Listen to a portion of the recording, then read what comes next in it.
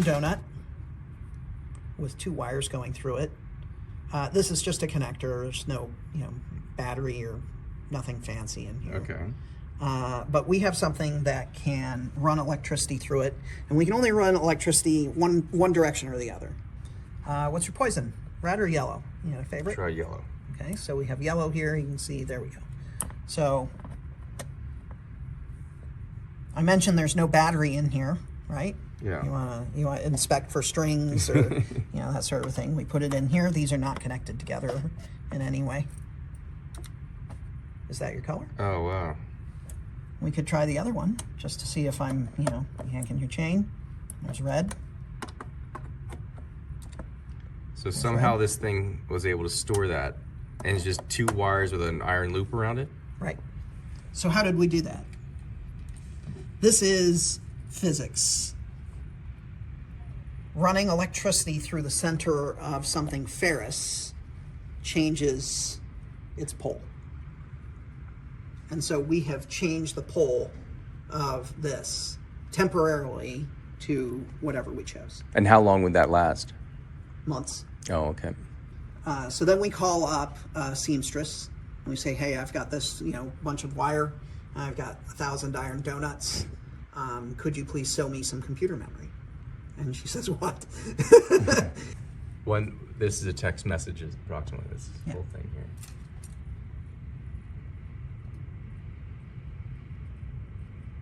So this gets smaller and smaller. Here's a smaller version. There's a smaller version still.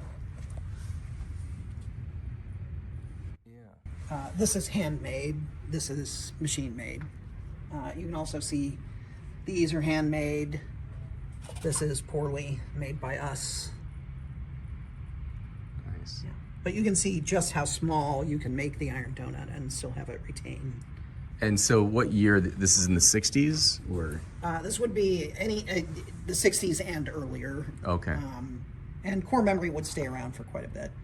There would be kind of a push and pull on the various kinds of memory until we eventually just ended up using RAM in pretty much everything. This is more directly related to this. Okay. This will lose its value if we don't amplify the value and keep it going in a circle, right? So this is a bunch of, if you think about memory on a much more broad level, it's a bunch of capacitors that you have to charge with values. And capacitors lose their power over time too. So that is what you've got when you've got RAM. Core memory is maybe more, it's not exactly the same physical property or whatever, but if you just take a step back for a second and say, I'm spamming this thing with electricity and telling it to remember, you do that with this, and you also do that with flash memory or SSDs. So this is more akin to solid state storage. And again, since this remembers and this doesn't, you have to constantly supply RAM with power. You don't have to supply this with any power. For all I know, there might actually still be data in that. You've seen Terminator 2? Yes. So Mercury keeps its shape very well. Actually, this is a property of Mercury. Mercury, at a certain temperature, you can actually see waves in the ripples of Mercury. So someone got the bright idea to put a speaker at one side and a microphone at the other side, and the wave takes time to cycle through the mercury. So what if we play a sound wave in the mercury and wait for it to get to the other end, and then just hook the microphone up to the speaker? It would constantly cycle through the tube of mercury, effectively storing a sound wave in time. Eventually we learned that mercury is bad for us, and we decided to just do this completely electromagnetically using sonic delay line or electromagnetic delay line.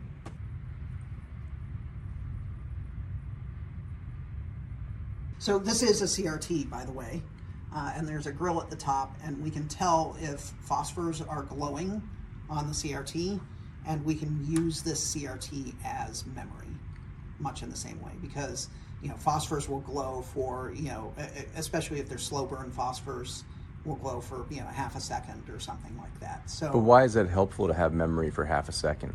How fast do you think your memory on your phone retains values for? Nanoseconds. Oh, really? Yeah.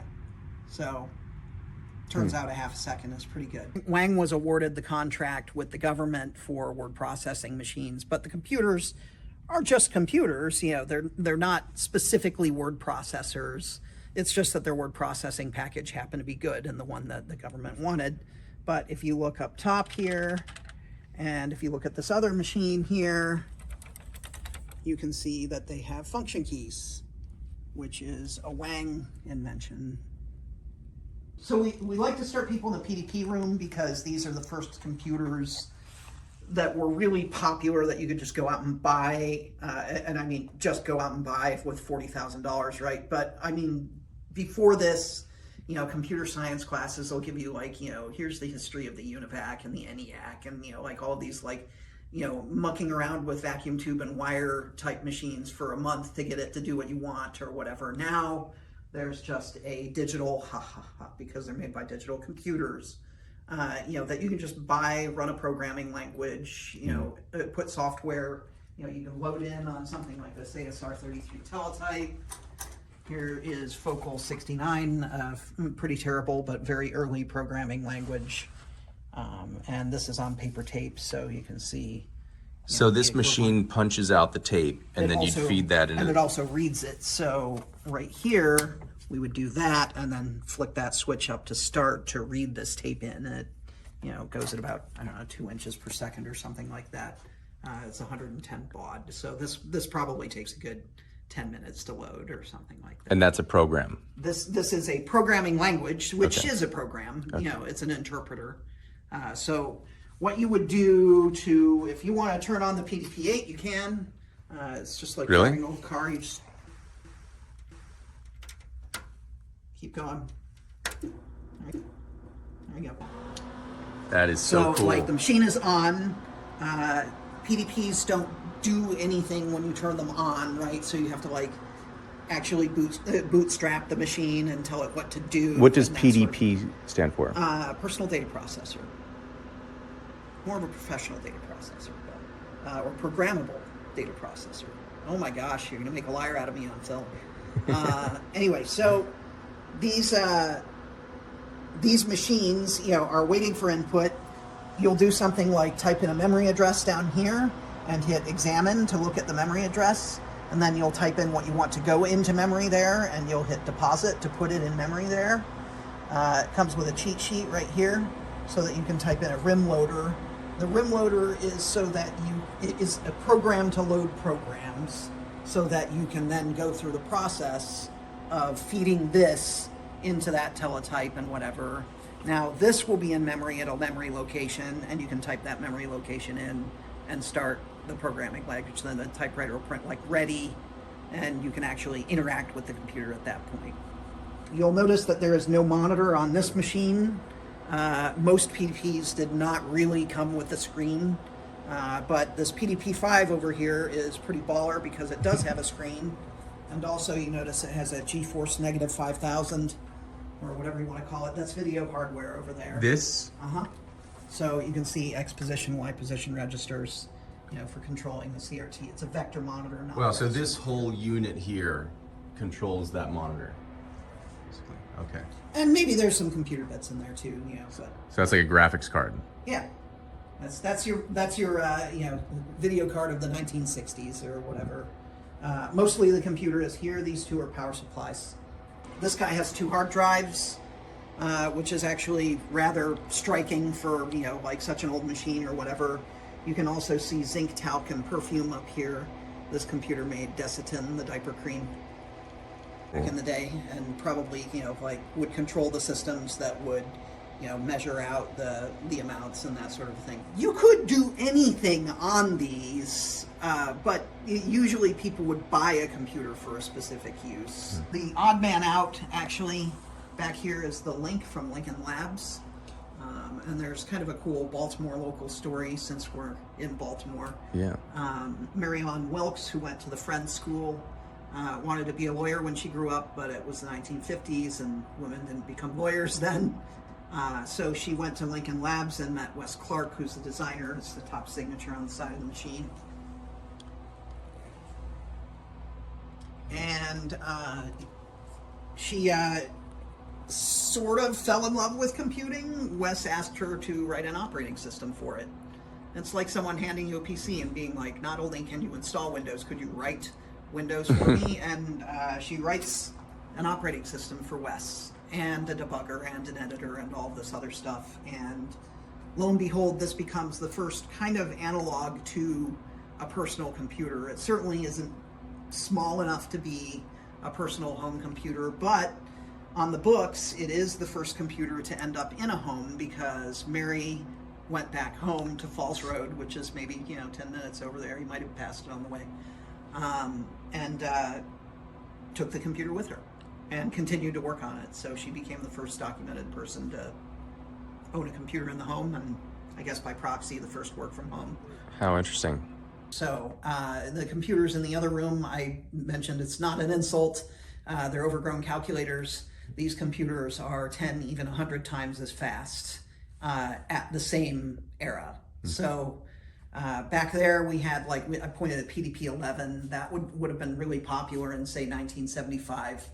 And this is the Cray 1 from 1975, the very first Cray supercomputer. And Seymour Cray. Cray starts with C. There's a C, so if you want to, that might help a few people with the visual representation. So, what would this compare to today? So it has a clock speed. It doesn't actually have a clock, but it is 80 megahertz. It has 8 megs of RAM. It has a 300 meg hard drive. It's a 64-bit machine, which is actually pretty baller for 1975. You could equate it to, it's not x86, so it can't run like PC software or anything like that, but you could call it a Windows 95 PC if you really wanted to, it's about that level. And there's 60 miles of that blue and white twisted pair wire in there. The difference between this and a Windows PC is that it needs 170 kilowatts to run, so I need to ask the neighbors to turn off their building before we power it on, but I probably won't do that because someone decommissioned it with hedge clippers. There's still an IT company in the back, so I can't just completely overwhelm the building with everything museum. We could fill this building twice over. Oh, wow. If we had the space and people had the attention span and so they were using this to render things for movies. You could, you could do anything you wanted. Physics simulation. Whatever. Mitsubishi. This is a different Cray, but Mitsubishi said they were doing car crash and crumple zone simulations on this machine. We looked it up and it has an NSA serial number, so there could be a mystery or it could just be surplus. I don't know that anything was ever done on these guys. I believe that they are marketing prototypes, but the YMP was the air-cooled one. Oh, okay, so Cray is part of Silicon Graphics. They got bought by Silicon Graphics. They were not originally a part because SGI didn't exist in 1975. But yeah, they got bought by SGI, and SGI actually got bought by HP. So HP now owns. I didn't realize that. And the other funny thing is we were just in the DEC room, or the Digital Equipment Corporation, which was bought by Compaq.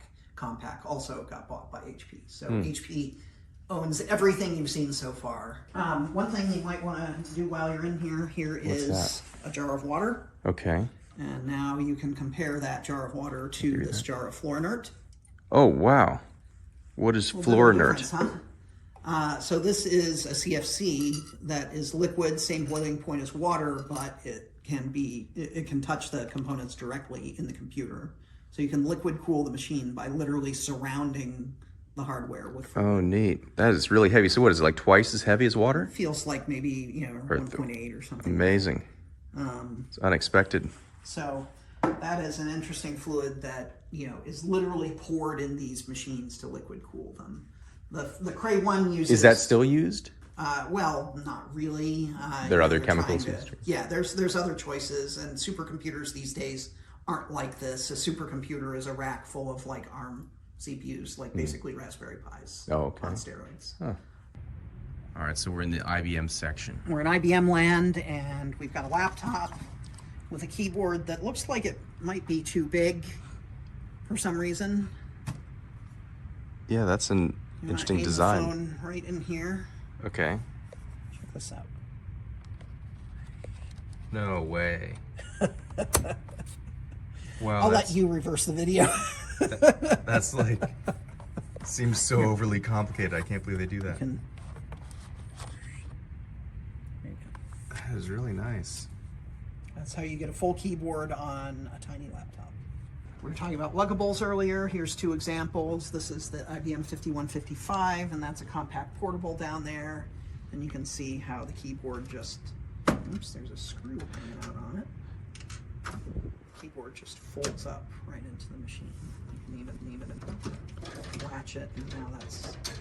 So to understand that, maybe you should understand a regular adding machine first. Okay. Think about so this is completely clear, right? Think about an odometer, an analog odometer in a car, where you just have the wheel that's constantly, ticking up tenths of a mile, and then it rolls over and you've gone a mile, and then, like the next rollover would be you've gone 10 miles, right? That sort of a thing. We're just doing that without the driving here. So, if we want to add 4, and then as soon as I add 7 to this is going to be 1, and then we're going to, a gear inside of here is just going to tick this over. And you can even see this move if you, I don't know if you can like high frame rate this or slow-mo it or whatever, but like we add, you can see how these, increase over time, and then when it rolls over, you can see that one go tick. This is much more high speed than, having to drive there, and watch your car's odometer. And so this came out in 18... this is from the 1800s, yeah. Okay, like 1887. So these guys, a bunch of gears and whatever roll over and make this happen. In the Curta calculator, it's just assembled vertically instead of laterally, and much more of a genius compact fashion. Kurt Stark, this guy, is the Curta guy. So this comes around in the 30s. Yeah, so this comes around in the 30s, and Kurt actually got thrown in concentration camps in World War II, but the Nazis actually fished him out so that he could build Curtas for the Third Reich, because these, unlike this, are portable and fit in a coat pocket. So you can carry this around with you. Can you show me Sure, how to use it? Absolutely. So this is your clear ring right here. So you just wrap this all the way around. On the side, I have 25, and I want to operate in the ones place. So I can rotate once. 25 times 1 is 25. Oh, wow. And we can do another rotation. 25 times 2 is 50. 3, 4, 5. 25 times 5 is 125. So far, so good? That's amazing, yeah. We can move over to the tens place. 25 times 25 is 625. If I go too far, this is the coolest part in my opinion.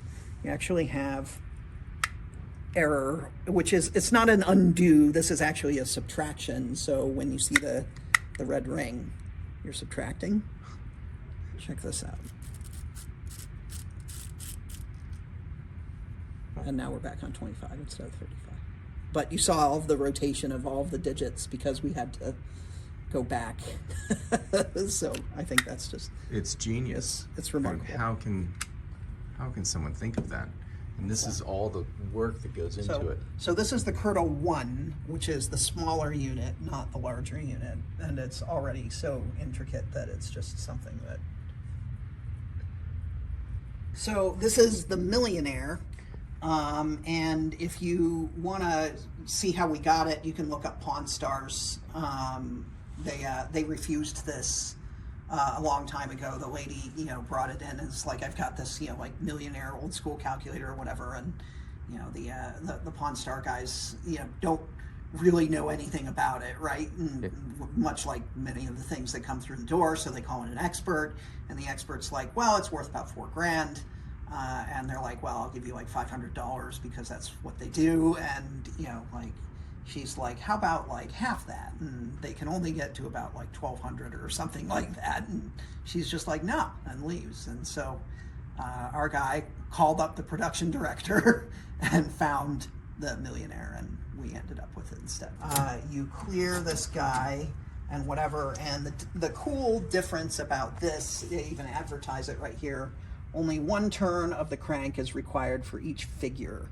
So when we're trying to do, when we did 25 times 5 over here, I had to turn the crank 5 times to get a multiple of 5. But I can go, here is 5, and I can put 25 in here, set it to multiply, and turn that crank once and end up with 125 in here. Okay. You'll notice that most of these are called calculating machines or adding machines, because calculator is not a term reserved for the device yet. It's reserved for the human that uses the device. Calculator is a job description. And if you're a really good calculator, you can become a senior calculator or calculator 2, or I feel like there's some word that's you know, better for an overgrown calculator, a computer. Right. So a computer is also a job description before it becomes a machine. Okay. And to make this really real, down here I have, someone went to comptometer school because the comptometer is not instantly intuitive, and learned to use a comptometer, much, you know, like a class in that image up there. This is the comptometer here. This is the comptometer that we were using. And then there's a class where everyone's learning to use a comptometer, and here is the certificate that you get when you graduate. And now that you have this, you can get a job as a calculator. Fantastic. So, Good. pretty cool. And here's the manual. By the way, doing division on this is possible, but here's where we start with division. And you're keeping track of remainders on your finger. And there's where division ends. So you might not really feel like doing division on something like this. Maybe save it for a device that knows how to do it. So what else is in this room? You have a bunch of IBM mainframe stuff. This is a whole bunch of card punch and sort and reproducing the 1800s. This is a linotype. Well, the Gutenberg press is the one that most people are familiar with. Right. It's 1400s. And those, that type looks like these little pieces here. It's a job to get these out. It's a job to, you know, like organize these in order, and then it's a job to print things, and it's a job to put these back. And in the 1800s, Ottmar Mergenthaler and his very impressive beard say, hey, we're going to revolutionize this. And he does. And this is that machine.